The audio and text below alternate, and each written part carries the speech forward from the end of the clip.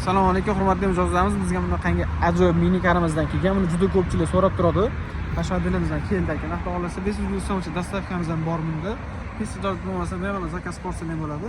Buni narxini kelar ofitsiantga yozib qo'ygan, bemalol ko'rsangiz bo'ladi. Video oxirigacha ko'ringlar mana.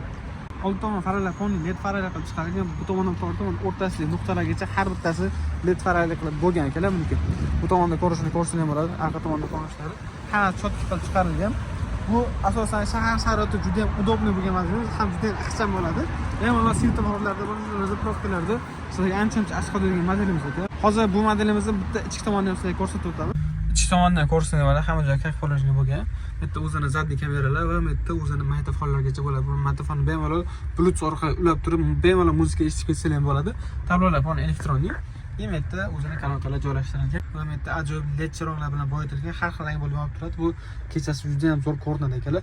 Buni keyin ruli keladigan bo'lsa, ruli ham juda ham yumshoq bo'ladi. Ya'ni ko'chada yurganda bemalol hech qanaqa qiyinchiliksiz buni boshqarsangiz ham bo'ladi. Bu yerda o'zini gaz tormozlari ko'rsangiz bo'ladi. Buni korobkasi juda ham oddiy, sodda qilib chiqarilgan, haydashga juda ham udobniy bo'lgan. Bu tomonda ko'rsangiz bo'ladi. Orqa tomonlari juda ham keng.